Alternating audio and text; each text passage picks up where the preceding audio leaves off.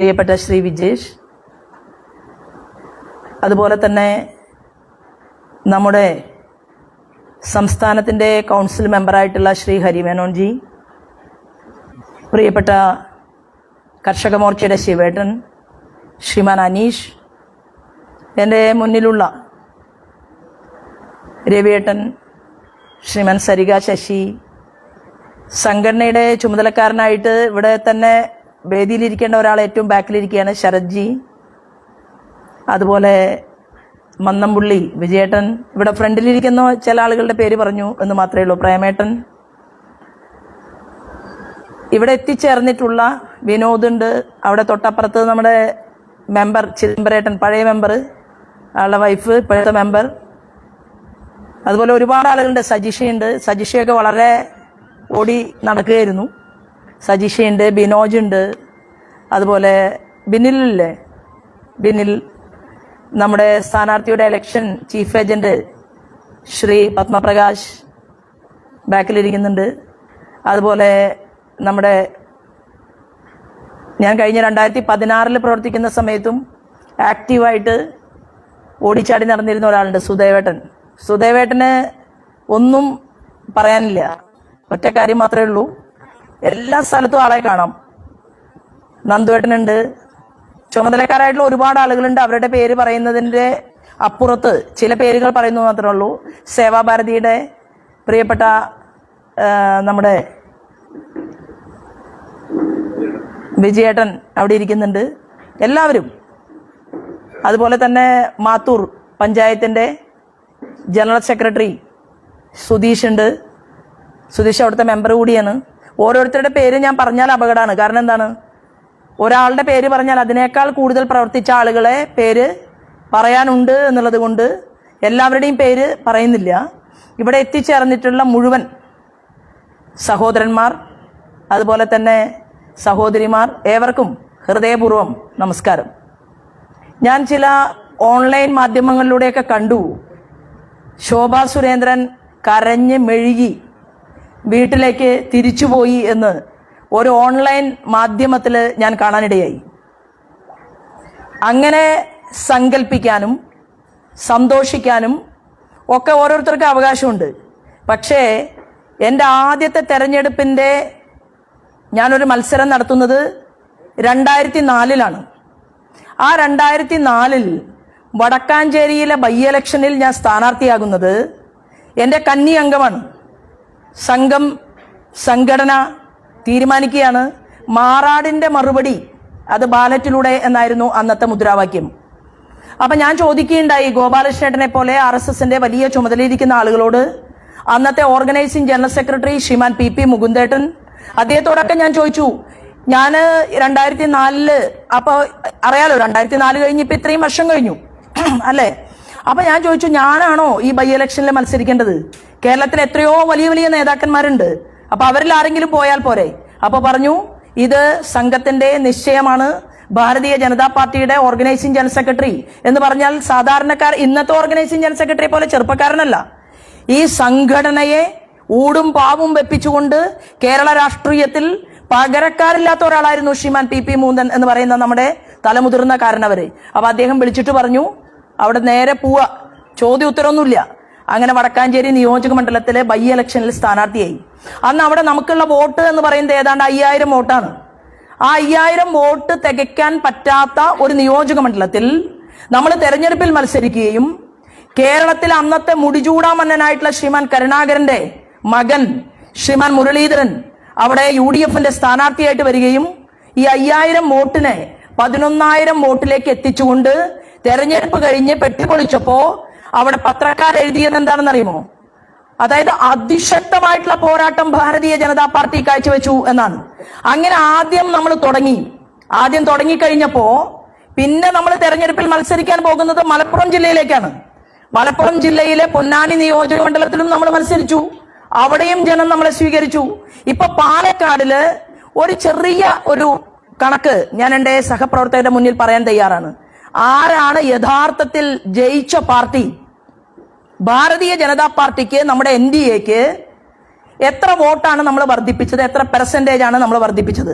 പാലക്കാട് നിയോജക മണ്ഡലത്തിൽ 5% വരുന്ന വോട്ടുകൾ ഭാരതീയ ജനതാ പാർട്ടിക്ക് വർദ്ധിച്ചു എന്ന് മാത്രമല്ല, തിരുവനന്തപുരം മുതൽ മഞ്ചേശ്വരം വരെയുള്ള ഭാരതീയ ജനതാ പാർട്ടിയുടെ NDAയുടെ ജയിച്ച സ്ഥാനാർത്ഥികളെക്കാൾ കൂടുതൽ പാലക്കാട് നിയോജക മണ്ഡലത്തിൽ നമ്മൾ വോട്ട് വർദ്ധിപ്പിച്ചു എന്ന് പറഞ്ഞാൽ കരഞ്ഞ് മെഴുകി തിരിച്ചു പോകാൻ എന്താണുള്ളത്? നമ്മെ സംബന്ധിച്ച് നമ്മൾ പ്രസ്ഥാനം വളരുകയാണ്. പാലക്കാട് നമ്മൾ ഊർജപ്പെടുത്തിയിരിക്കുകയാണ്. പാലക്കാട് നിയോജക മണ്ഡലം 15 വർഷക്കാലമായി തുടർച്ചയായി കോൺഗ്രസിന്റെ കയ്യിലുള്ള ഒരു മണ്ഡലമാണ്. ആ കോൺഗ്രസിന്റെ കയ്യിലുള്ള ഒരു മണ്ഡലത്തെ മറ്റൊരാളെയും പകരക്കാരനായി വെക്കാൻ അനുവദിക്കില്ല എന്ന് തീരുമാനമെടുത്ത ഒരു നിയോജക മണ്ഡലത്തെ, ആ നിയോജക മണ്ഡലത്തിൽ ഒരു മാസം മുമ്പ് വന്ന് ജനങ്ങളോട് ഭാരതീയ ജനതാ പാർട്ടിക്ക് വേണ്ടിയിട്ട് നിങ്ങളുടെ സഹോദരിയായിട്ടുള്ള ശോഭാ സുരേന്ദ്രൻ നമ്മൾ കൈ നീട്ടുമ്പോൾ ആ നീട്ടിയ കൈകളിലേക്ക് 5%-ലധികം വോട്ടുകൾ നൽകി. നമ്മുടെ കഴിഞ്ഞ പഞ്ചായത്ത് തെരഞ്ഞെടുപ്പിലാണ് ഏറ്റവും കൂടുതൽ വോട്ട് വരിക, അല്ലെ? എന്താ കാരണം അതത് സ്ഥാനാർത്ഥികൾ അവർ ഓരോരുത്തരും കൂടുതൽ വോട്ടുകൾ, അവരുടെ വ്യക്തിപരമായിട്ടുള്ള വോട്ടുകൾ പിടിക്കുന്ന ഒരു ഇലക്ഷനാണ് പഞ്ചായത്ത് മുനിസിപ്പൽ ഇലക്ഷൻ. ആ പഞ്ചായത്ത് മുനിസിപ്പൽ ഇലക്ഷനിൽ നമുക്ക് ഈ പാലക്കാട് നിയോജക മണ്ഡലത്തിൽ കിട്ടിയിട്ടുള്ളത് എത്ര വോട്ടാണ്? 37,000 വോട്ടാണ്. ആ 37,000 വോട്ടിനെ കരഞ്ഞു മെഴുകല്ല നമ്മൾ ചെയ്തത്. 49,912 വോട്ടും വാങ്ങിയിട്ടാണ് ഭാരതീയ ജനതാ പാർട്ടിയുടെ താമര ചിഹ്നം നമ്മൾ കേരളത്തിൽ വിജയിപ്പിച്ച് കാണിച്ചു കൊടുത്തിട്ടുള്ളത്.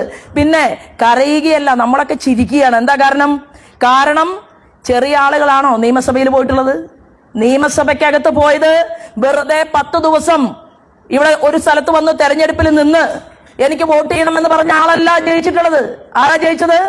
കേന്ദ്രമന്ത്രിയായി ഈ കേരളത്തിൽ പ്രവർത്തിക്കുകയും അഖില ഭാരതീയ വിദ്യാർത്ഥി പരിഷത്തിലൂടെ വളർന്നു വന്ന് പതിറ്റാണ്ടുകൾ സംഘടനാ പ്രവർത്തനത്തിന് നേതൃത്വം കൊടുക്കുകയും കഴക്കൂട്ടം നിയോജക മണ്ഡലത്തിൽ 10 വർഷത്തിലധികമായി ശ്രദ്ധ കേന്ദ്രീകരിക്കുകയും ചെയ്ത നമ്മുടെ പ്രിയപ്പെട്ട ശ്രീമാൻ മുരളീധരൻ, അദ്ദേഹം കഴക്കൂട്ടത്ത് വിജയിച്ചു എന്ന് പറയുമ്പോൾ നമ്മളെ പൂട്ടി താക്കോല് കൊണ്ടുപോയിട്ടുള്ള ശിവൻകുട്ടിക്ക് കാര്യം മനസ്സിലായി. മണിച്ചിത്രത്തായിട്ട് പൂട്ടിയാലും നമ്മൾ ആ പൂട്ട് പൊളിക്കാൻ ഭാരതീയ ജനതാ പാർട്ടിക്ക് സാധിക്കും. അങ്ങനെ അദ്ദേഹം വിജയിച്ചു. നമ്മുടെ പാർട്ടിയുടെ സംസ്ഥാന അധ്യക്ഷനും വിജയിച്ചു. 25 വർഷക്കാലം SNDP എന്ന് പറയുന്ന മഹാപ്രസ്ഥാനത്തിൽ ആ നിയോജക മണ്ഡലത്തിന്റെ സെക്രട്ടറിയും ആ നിയോജക മണ്ഡലത്തിന്റെ പ്രസിഡന്റ് പദവിയിലും ഭാരതീയ ജനതാ പാർട്ടിയുടെ ജില്ലാ പ്രസിഡന്റായിട്ടും വർഷങ്ങളോളം പ്രവർത്തിച്ച ശ്രീമാൻ ഗോപൻ മാഷ്, ആ ഗോപൻ മാഷ് ഒരാൾ ജയിച്ചു. മറ്റൊരാൾ ശ്രീമാൻ രാജീവ് ചന്ദ്രശേഖർ, ശ്രീമാൻ മുരളീധരൻജി, ഗോപകുമാർ സാറ്. എന്തിനാ കൂടുതൽ കേരള നിയമസഭയില്? ആ കേരള നിയമസഭയിൽ അവർ 3 പേർ അകത്തിരിക്കുമ്പോൾ മഞ്ചേശ്വരത്തും പാലക്കാടും നിങ്ങൾ ഒരുമിച്ച് പിരായിരിയിലെ വോട്ട് ഉൾപ്പെടെ മാർക്സിസ്റ്റ് പാർട്ടി നിങ്ങളെല്ലാം തന്നെ കോൺഗ്രസിന്റെ പെട്ടിയിലിട്ട് കൊടുത്ത് നിങ്ങളുടെ വോട്ട് മറിച്ച് നിങ്ങൾ എന്നെ ഇവിടെ പരാജയപ്പെടുത്തിയിട്ടുണ്ടെങ്കിൽ നിയമസഭയുടെ പുറത്തെ കേരള BJPയുടെ കാവൽക്കാരിയായിട്ട് ശോഭയുണ്ടാകും എന്ന് പറയാൻ വേണ്ടി കൂടിയിട്ടാണ് ഞാൻ നിങ്ങളുടെ മുന്നിൽ നിൽക്കുന്നത്. അതുകൊണ്ട് കരഞ്ഞു മെഴുകിയിട്ടുണ്ട്. എപ്പോഴാണെന്നറിയുമോ? കരഞ്ഞു മെഴുകിയത് ഈ രാജ്യത്തിനു വേണ്ടി കാവൽ നിന്നിട്ടുള്ള ഉദ്യോഗസ്ഥന്മാർ, പട്ടാളക്കാർ. ആ പട്ടാളക്കാർ മരിച്ചു വീണ് അവരുടെ ബോഡി കേരളത്തിലേക്ക് വരുമ്പോൾ അതിന്റെ മുന്നിൽ കരഞ്ഞിട്ടുണ്ട്. എപ്പോഴാണെന്നറിയുമോ? ഞങ്ങളുടെ പന്ന്യന്നൂർ ചന്ദ്രേട്ടൻ മരിച്ച വാർത്ത വീണ്ടും പ്രസംഗത്തിലൂടെ കേൾക്കുമ്പോൾ, ആ പരിപാടിയുടെ പുഷ്പാർച്ചനയിൽ പങ്കെടുക്കുമ്പോൾ കരഞ്ഞിട്ടുണ്ട്. കണ്ണൂരിലെ ശ്രീമാൻ ജയകൃഷ്ണൻ മാസ്റ്റർ, ആ ജയകൃഷ്ണൻ മാസ്റ്ററുടെ ശവശരീരം അത് കൈകൾ കൊണ്ട് വാങ്ങാൻ സാധിക്കാതെ നിരവധിയായിട്ടുള്ള വെട്ടുകൾ വെട്ടി അദ്ദേഹത്തിന്റെ ശരീരത്തിൽ നിന്ന് ചോരത്തുള്ളികൾ കുട്ടികളുടെ ചോറ്റുപാത്രത്തിലേക്കും പുസ്തകത്താളുകളിലേക്കും ഇറ്റിറ്റ് വീണപ്പോൾ അന്ന് കരഞ്ഞിട്ടുണ്ട്. അന്നൊരു തീരുമാനമെടുത്തിട്ടുണ്ട്. ആ ജയകൃഷ്ണൻ മാസ്റ്റർക്ക് വേണ്ടി യുവമോർച്ചയിൽ മുഴുവൻ സമയ പ്രവർത്തകയായി തീരുമാനമെടുത്ത് അത് പാർട്ടിയോട് പറഞ്ഞു. ആ സമയത്തൊക്കെ കരഞ്ഞിട്ടുണ്ട്. ഇത് ഞങ്ങളൊക്കെ ചിരിക്കുന്ന സമയമാണ്.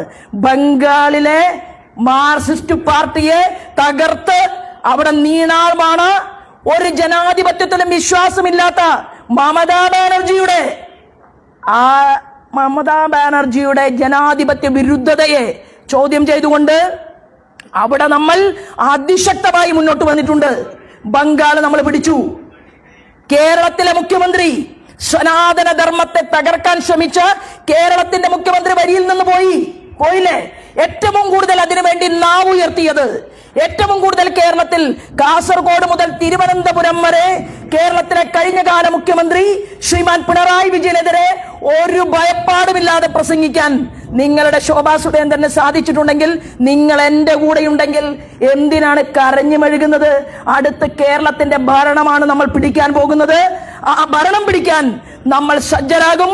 അതിന് ശക്തമായിട്ട് ഈ നിയോജക മണ്ഡലത്തിന്റെ കാര്യകർത്താക്കന്മാർ തയ്യാറാകണം എന്ന് പറയാനാണ് ഞാൻ ഇവിടെ എത്തിച്ചേർന്നിട്ടുള്ളത്. ശബ്ദം മൈക്കിന്റെ തകരാറുകൊണ്ടാണ്. ശബ്ദം കുറയുന്നത് ഓൺലൈൻ മാധ്യമ സുഹൃത്തുക്കളൊക്കെ എനിക്ക് നല്ല ഇഷ്ടമാണ്. മാധ്യമങ്ങളെല്ലാവരും നല്ല രീതിയിൽ എന്നെ സഹായിച്ചിട്ടുണ്ട്. അതിന് സഹായിച്ച മാധ്യമങ്ങളോടും എന്നെ സ്നേഹിച്ച മാധ്യമങ്ങളോടും ഒരു പരാതിയും ഒരു പരിഭവവും എന്നെ സംബന്ധിച്ചില്ല. കാരണം നിങ്ങളുടെ പൊളിട്രിക്സ് എന്ന് പറയുന്ന ഒരു പരിപാടിയിലൂടെ ശോഭാ സുരേന്ദ്രന്റെ പ്രസംഗം രണ്ട് വരിയായിട്ട് നിങ്ങൾ കേരളത്തിൽ കാണിച്ചിട്ടുണ്ട്. എത്രയോ മാധ്യമങ്ങളിൽ രാത്രിയിൽ അടുക്കളയിൽ സാമ്പാർ വെക്കേണ്ടതിന് പകരം ആവശ്യമില്ല,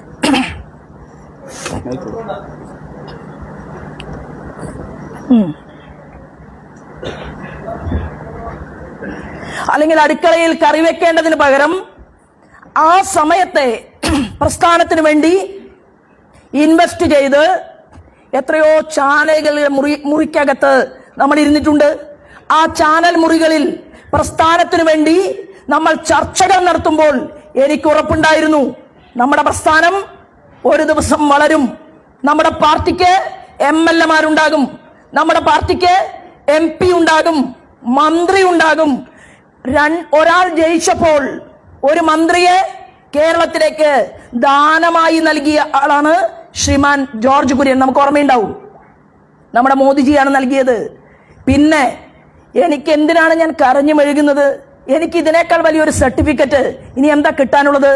ഇന്ത്യയുടെ പ്രധാനമന്ത്രി അദ്ദേഹം ആ വേദിയിൽ വന്ന് അദ്ദേഹം പറഞ്ഞു, എന്താണ്, ശോഭ പ്രസ്ഥാനത്തിന് വേണ്ടി വർഷങ്ങളോളം പ്രവർത്തിച്ച ഒരാളാണ് എന്ന് ഈ രാജ്യത്തിന്റെ മുടിചൂടാ മന്നനായിട്ടുള്ള ലോകാരാധ്യനായിട്ടുള്ള ശ്രീമാൻ നരേന്ദ്രമോദിജി പറഞ്ഞിട്ടുണ്ടെങ്കിൽ ഇവിടെ ഇരിക്കുന്ന ആളുകളുടെ എല്ലാം മുഖത്ത് എന്താ ഉണ്ടാകേണ്ടത്? സങ്കടമല്ല ഉണ്ടാകേണ്ടത്. എന്തുണ്ടാകണം? സന്തോഷം ഉണ്ടാകണം. എല്ലാവരും ചിരിക്കണം. നമ്മളിവിടെ വന്നിട്ടുള്ളത് ഒരുമിച്ചിരുന്ന് ഭക്ഷണം കഴിക്കാനും ചായ കുടിക്കാനും വേണ്ടിയിട്ടാണ്. ഇനി പാലക്കാട് നമ്മൾ മുന്നോട്ട് പോകുന്നത്, ഇവിടെ അശരണരായിട്ടുള്ള ഒരുപാട് മനുഷ്യരുണ്ട്. മാത്തൂരിൽ നിന്ന് ഒരു 40-ലധികം വരുന്ന പരാതികൾ നമുക്ക് കിട്ടിയിട്ടുണ്ട്. കണ്ണാടിയിൽ നിന്ന് ഏതാണ്ട് ഒരു 50-60 ആളുകളുടെ പരാതി നമുക്ക് കിട്ടിയിട്ടുണ്ട്. ഈ പരാതികൾ എല്ലാം അതിന്റെ കൃത്യതയോടുകൂടി കൃത്യമായി അതിൽ തീരുമാനമെടുക്കും.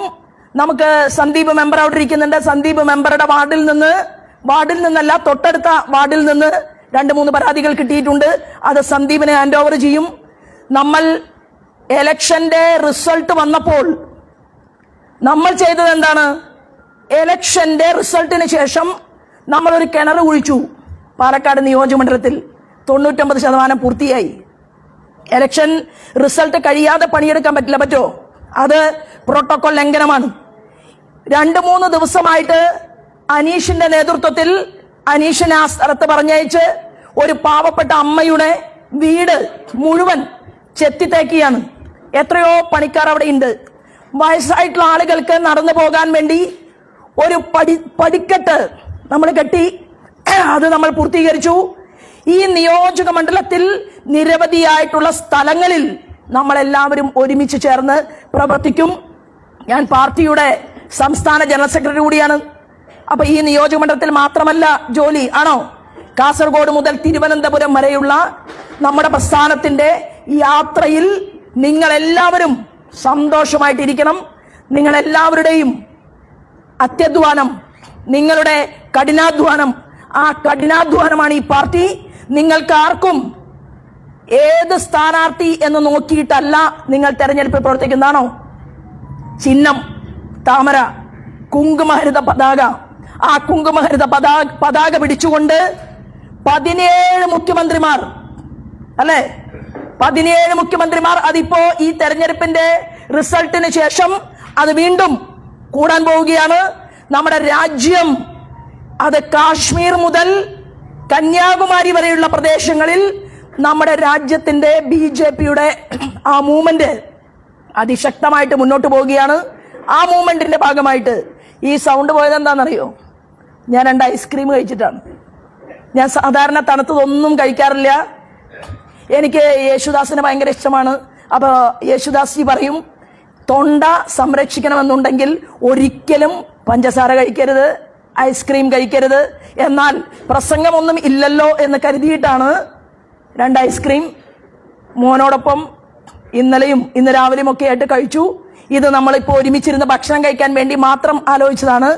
മൈക്ക് തന്നു, പ്രസംഗിച്ചു എന്ന് മാത്രമേ ഉള്ളൂ. സൗണ്ട് ശരിയാകുമ്പോൾ നമുക്ക് റോഡിൽ ഇനിയും പ്രസംഗിക്കാനുള്ള അവസരങ്ങൾ ഉണ്ടാകും. എന്തായാലും ഇവിടെ ചേർന്ന മുഴുവൻ ആളുകൾക്കും അഭിവാദ്യം അർപ്പിച്ചുകൊണ്ട് നമ്മുടെ പ്രസ്ഥാനത്തിന് ഞാൻ എന്താ പറഞ്ഞത്? തുടക്കത്തിൽ ഞാൻ പറഞ്ഞു, ഡബിൾ എഞ്ചിൻ സർക്കാർ അത് ഉണ്ടാക്കി കൊടുക്കണം. അതിന് 3 പേർ അകത്തുണ്ട്. അതിന് കേരളത്തിന്റെ പുറത്ത് കാവൽക്കാരായി നിങ്ങൾ ഓരോരുത്തരും നിൽക്കണം എന്ന് അഭ്യർത്ഥിച്ചുകൊണ്ട് ഞാൻ എന്റെ വാക്കുകൾ നിർത്തുന്നു. വന്ദേ മാതരം. സൗണ്ടില്ല.